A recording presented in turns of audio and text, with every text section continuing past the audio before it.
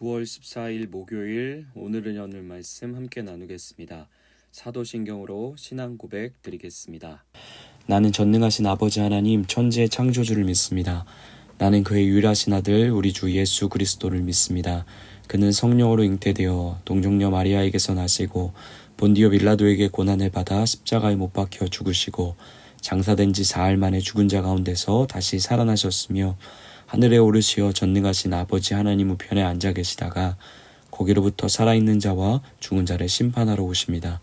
나는 성령을 믿으며 거룩한 공교회와 성도의 교제와 죄를 용서받는 것과 몸의 부활과 영생을 믿습니다. 아멘. 오늘 하나님께서 우리 가운데 주신 말씀은 느헤미야 7장 1절부터 4절까지 말씀입니다. 느헤미야 7장 1절부터 4절까지 말씀입니다. 우리 다 찾으셨으면 우리 있는 자리에서 함께 읽도록 하겠습니다. 성벽이 건축됨에 문짝을 달고 문지기와 노래하는 자들과 레위 사람들을 세운 후에 내 아우 하나니와 영문의 관원 하냐냐가 함께 예루살렘을 다스리게 하였는데 하나냐는 충성스러운 사람이요 하나님을 경외함이 무리 중에 뛰어난 자라. 내가 그들에게 이르기를 해가 높이 뜨기 전에는 예루살렘 성문을 열지 말고 아직 파수할 때에 곧 문을 닫고 빗장을 지르며 또 예루살렘 주민이 각각 자기가 지키는 곳에서 파수하되 자기 집 맞은편을 지키게 하라 하였노니 그 성읍은 광대하고 그 주민은 적으며 가옥은 미쳐 건축하지 못하였음이니라. 아멘. 외부로부터는 집요한 반대와 괴롭힘이 있었고 내부로는 끝없는 갈등과 불신 또한 유혹 등과 같은 거센 도전에도 불구하고 드디어 느헤미야 성벽이 공사한 지 52일 만에 완성되게 되었습니다. 하나님께서 허용하신 심판에 따라 바벨론에 의해 주전 586년에 허물어졌던 성벽이 140여 년간의 시간을 지나 드디어 완성되게 된 것이죠. 어떤 누구도 해내지 못하고 중간에 몇 차례 도전해본 사람들은 있었지만 금세 방해 앞에 굴복해버렸던 그 일을 마침내 하나님은 이스라엘 백성 모두와 한마음이 되어 이루어 가신 것입니다. 모든 것이 끝난 것 같은 상황 속에서도 하나님은 느헤미야라는 사람을 오랜 시간 하나님의 마음 안에 머물러 살아갈 수 있도록 허락하시고 준비하셨습니다. 또한 그를 강권적으로 인도하셔서 하나님의 계획을 이 땅에 이루어가기에 전혀 부족함 없도록 모든 지혜와 능력과 상황과 여건들을 열어주셨죠. 그 덕분에 느헤미야가 비전을 가지고 예루살렘에 도착한 지 100일도 지나지 않은 시간에 하나님은 이 엄청난 프로젝트를 모두가 함께 이뤄내는 일을 경험하도록 하십니다. 이 위대한 하나님의 성벽 프로젝트가 기적과 같은 모습으로 완성되자 이 일을 방해하던 원수들 그리고 그 일을 관심 있게 지켜보던 옆나라 이방 사람들이 모두 하나같이 두려움에 휩싸였다고 이야기합니다. 오늘 우리가 읽은 7장 바로 앞부분인 6장 16절은 그 모습을 이렇게 표현해주고 있는데요. 우리 모든 대적과 주위에 있는 이방 족속들이 이를 듣고 다 두려워하여 크게 낙담하였으니 그들이 우리 하나님께서 이 역사를 이루신 것을 알미니라. 아멘. 이스라엘의 사역을 방해하던 대적들 그리고 주위의 모든 이스라엘을 지켜보던 나라 모두가 두려움에 떨게 되죠. 그 이유는 단순히 모든 방해에도 이 일을 끝까지 이뤄낸 이스라엘의 끈기 그리고 그들의 추진력 또한 집요함 때문에 두려워한 것이 아니라 이 모든 일이 하나님이 도우셨기에 성공할 수 있었다라는 사실들을 그들은 알았고 그 하나님을 향한 두려움을 가졌다라고 말씀은 선언하고 있습니다. 하나님이 처음 이스라엘을 탄생시키시며 그들과 맺은 언약의 내용이 이런 모습이었는데요. 하나님의 말씀과 그분과 한 언약을 잘 지키며 하나님의 백성으로 살아갈 때 이스라엘은 모든 열방 가운데 제사장 나라가 되고 거룩한 백성이 될 것이라고 주님은 말씀하셨습니다. 그래서 이스라엘을 통해 온 나라와 열방이 이스라엘의 하나님을 향한 경외함과 두려움을 느끼게 될 것이고 진짜 이스라엘 하나님 야훼가 전능하신 하나님이시구나 진짜 만왕의 왕이시구나 고백하며 깨달으며 인정하며 하나님 앞으로 나오게 될 것이라고 약속하셨죠. 또한 우리가 수요 성경 온라인 성경 온가족 성경 읽기를 통해 읽고 있는 예레미야서 말씀을 통해서도 포로가 되었다가 돌아온 이스라엘의 회복됨을 말씀하시면서 하나님은 이렇게 선언하셨습니다. 우리 33장 9절에 보면 제가 읽어드리도록 하겠습니다. 이 성읍이 세계 열방 앞에서 나의 기쁜 이름이 될 것이며 찬송과 영광이 될 것이요 그들을 내가 이 백성에게 베푼 모든 복을 들을 것이요 내가 이 성읍에게 베푼 모든 복과 모든 평안으로 말미암아 두려워하며 떨리라. 아멘. 어떤 대적의 속임과 거짓에도 하나님의 말씀에 귀를 기울이고 그 말씀대로 맡겨진 일들을 감당하며 성벽을 완성했던 이스라엘에게 이와 같은 하나님의 약속의 말씀이 이루어짐을 모두가 맛보게 하신 겁니다. 온갖 수모와 어려움을 이겨내고 이 일을 해낸 이스라엘 사람들은 얼마나 뿌듯하고 기뻤을까를 조금이나마 상상할 수 있는 본문인 것 같습니다. 성벽이 완성되어 예루살렘은 드디어 도성의 모습을 갖추게 됐는데요. 그리고 나서 이 성벽이 완성되자마자 느헤미야가 가장 먼저 행했던 일에 대해서 오늘 말씀 1, 2절이 보여주고 있습니다. 우리 한 번 더 1, 2절 말씀 읽어보도록 하겠습니다. 성벽이 건축됨에 문짝을 달고 문지기와 노래하는 자들과 레위 사람들을 세운 후에 내 아우 하나니와 영문에 관한 하나냐가 함께 예루살렘을 다스리게 하였는데 하나냐는 충성스러운 사람이요 하나님을 경외함이 무리 중에서 뛰어난 자라. 아멘. 느헤미야는 성벽 프로젝트라는 이 엄청난 사역의 일을 마치고 나서 가장 먼저 성전에 관련된 일들을 재정비하고 다시 세우는 데 집중합니다. 이런 느헤미야의 모습 속에서 성벽 프로젝트가 무엇을 위해서 또 어떤 목적을 위해 지금까지 달려왔는지 그 핵심과 중심이 무엇인지를 정리하여 보여주는 것 같은데요.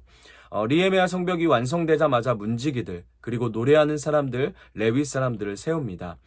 여기서 문지기도 성벽 문을 지키는 사람이 아니라 고라 자손에게 허락된 성전문을 지키는 사람을 말하는 것이거든요.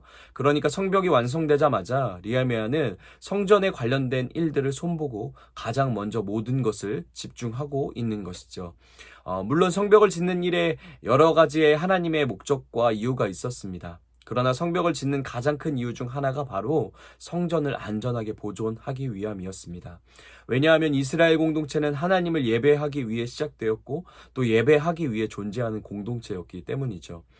느헤미야 성벽은 이스라엘의 모든 신앙과 삶을 보호해주고 지켜주는 역할을 감당하는 기능을 했습니다. 그런데 그 성벽을 짓고 나서 느헤미야가 가장 먼저 성전을 다시 돌보는 일에 온 힘을 기울였다는 것은 그들의 신앙과 삶과 사역의 핵심이 바로 예배라는 사실을 규정하기 위함이었습니다. 그런데 예배는 단순한 행위나 예식이 아닙니다. 예배는 곧 하나님과의 관계를 의미하는 말이죠. 그러니까 느헤미야가 성벽을 짓고 나서 바로 성전을 손보는 이유는 앞으로 이스라엘이 함께 살아가면서 그들의 삶의 가장 근원이자 모든 것의 시작이요 가장 중요한 핵심과 우선순위가 바로 하나님과의 관계임을 규정하고 선언하는 행동인 것입니다. 또한 느헤미야가 이 엄청난 사역을 다 마치고 나서 성전을 핵심으로 다루는 건 우리가 감당하는 모든 사역뿐만 아니라 열심을 다해 살아내는 내 삶과 신앙, 그 모든 것의 이유와 결과가 결국 하나님과의 관계를 온전하게 세우기 위함으로 나아가야 함을 이야기하고 있는 것이죠. 사랑하는 에바다 공동체 여러분은 왜 각자에게 맡겨진 자리와 역할을 가지고 교회를 돌보며 사역을 이루어 가십니까? 또 왜 우리는 여러 가지의 유혹 속에서도 말씀을 읽고 기도하며 예배합니까? 또 여러분은 왜 세상 모두가 아직 고인이 자고 있는 이 새벽을 깨워 말씀 앞에 나오셨습니까? 그리고 왜 여러분은 오늘도 세상 속에서 교회로 살아가기 위해 그토록 발버둥치며 치열하게 살아내십니까? 오늘 말씀은 이 모든 것이 하나님의 영광을 위함이요 또한 하나님과의 관계의 기쁨 가운데 나아가기 위함이어야 한다고 우리 가운데 선언합니다. 그리고 그 하나님과의 깊은 관계 능력 안에는 모든 우리의 평안, 우리의 하나됨, 우리의 위로, 우리가 살아갈 힘과 능력, 또 세상의 도전과 유혹에 대한 승리와 지켜냄, 이 모든 것이 그분과의 관계 안에 나옴을 느헤미야의 말씀을 통해 주님이 우리 가운데 이야기해주고 계신 거죠. 지난 한참 여름 사역이 진행되는 과정 속에서 오늘 여는 말씀을 통해 이경 목사님이 그런 이야기를 해주신 것이 생각나는데요. 이 모든 사역을 마치고 그 중심에 오직 남아야 하는 건 하나님 한 분이시길 소망한다라는 내용이었죠. 우리가 이뤄낸 사역의 결과 그 일을 헌신을 다해 이뤄낸 공동체들, 물론 그들의 수고와 헌신을 기억하고 감사를 표현하는 것도 너무 중요하지만 그 전에 그 자리에 오직 우리 하나님만 남는, 하나님만 영광이 되시는, 하나님만 찬양을 받으시는 시간이 되자는 것이었죠. 어쩌면 같은 고백의 모습으로 느헤미야는 엄청난 기적과 같은 위대한 사역인 성벽을 완성하고 나서 곧장 성전을 손본 것입니다. 우리의 모든 삶의 중심이 하나님이라고, 하나님의 영광을 위해서 한 것이라고, 그리고 하나님과의 온전한 관계의 능력 안에만 이 모든 것이 의미가 있고 또 이 모든 것이 가능했음을 고백하는 것입니다. 이러한 고백이 우리의 사역뿐만 아니라 우리의 삶과 신앙, 그리고 앞으로 에바다 공동체란 이름으로 함께 이뤄가야 하는 일들과 계획들 속에서 끊임없이 동일한 고백으로 이어지길 소망합니다.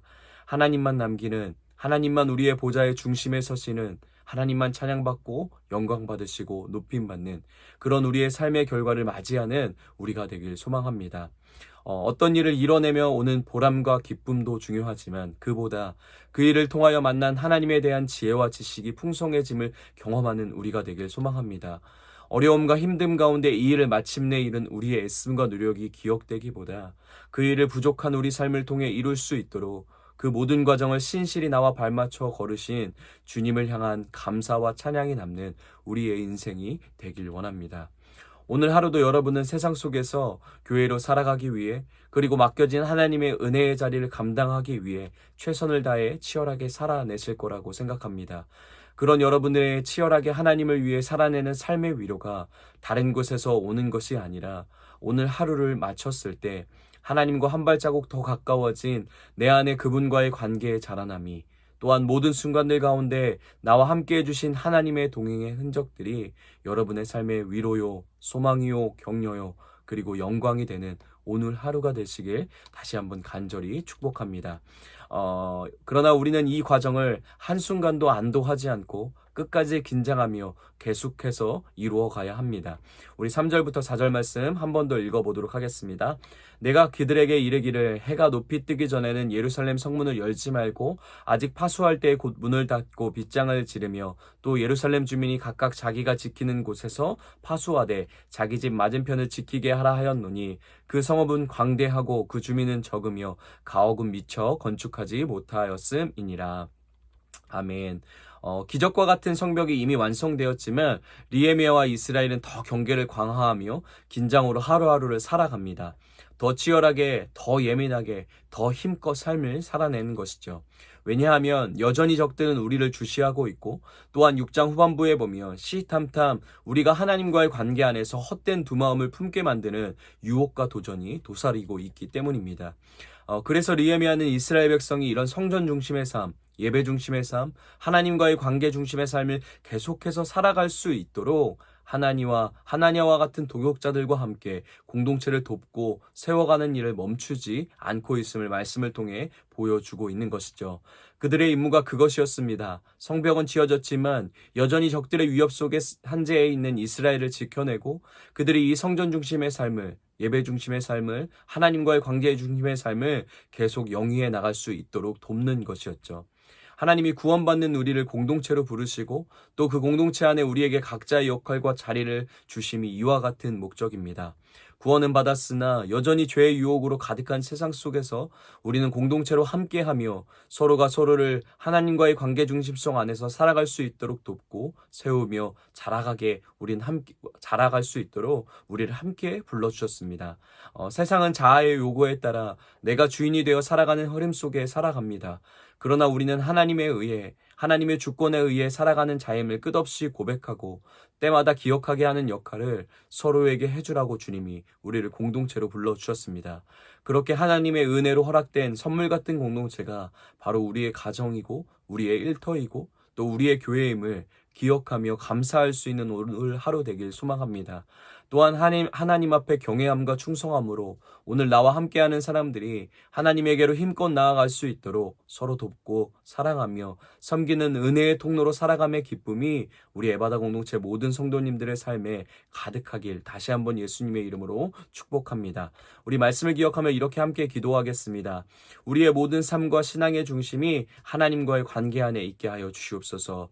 그로부터 오는 힘으로 나에게 허락된 모든 자리에서 경외함과 충성으로 살아내게 하여 주시옵소서라고 우리 말씀을 기억하며 우리 함께 같이 기도하겠습니다. 우리 가정을 위해서는 하나님이 우리 가정의 주인이심을 고백하는 예배가 회복되는 가정 되게 하여 주시옵소서라고 우리 가정을 위해서 우리 함께 기도하겠습니다. 우리 교회를 위해서는 모든 예배와 사역 속에 오직 하나님의 영광과 이름만 남기는 교회 되게 하여 주시옵소서라고 우리 교회를 위해서 함께 기도하겠습니다. 우리 나라와 열방을 위해서는 모로코와 리비아를 위해 모로코와 리비아 위에 하나님의 위로와 평안이 있게 하여 주시옵소서라고 우리 지진으로 고통받고 있는 모로코 또 홍수로 고통받고 있는 리비아를 위해서 계속해서 하나님의 마음을 가지고 중보하며 기도하도록 하겠습니다. 우리 오늘 공동체 기도는 우리 유희연 어린이를 위해서 우리 함께 같이 기도하겠습니다. 개인의 기도 제목은 코로나가 없어지게 해주세요. 우리 가정을 위한 기도 제목은 엄마, 아빠, 누나가 빨리 안 죽게 해주세요. 삶의 현장을 위한 기도 제목은 학교에서 괴롭힘 안 당하게 해주세요. 교회를 위한 기도 제목은 교회에서 형아가 도와줬으면 좋겠어요. 사회와 나라 온 세계를 위한 기도 제목은 홍수 안 나게 해주세요. 우리 이현이가 이러한 기도 제목을 가지고 있는데 우리 이현이를 축복하면서 하나님이 허락하시는 지혜와 또 하나님께서 허락하시는 사랑을 받으며 날이 갈수록 그렇게 하나님 안에서 잘 커갈 수 있는 우리 이현이 될 수 있도록 허락해달라고 우리 이현이를 마음껏 축복하시면서 우리 함께 기도하겠습니다. 또 우리 각자의 기도 제목, 또 개인의 기도 제목, 또 우리에게 알게 하시는 우리 지체들의 기도 제목과 또 나라와 열방을 위한 기도를 하나님의 마음으로 함께 열심을 다해 기도하시고 각자의 자리에서 주기도문으로 모든 예배 마치도록 하겠습니다.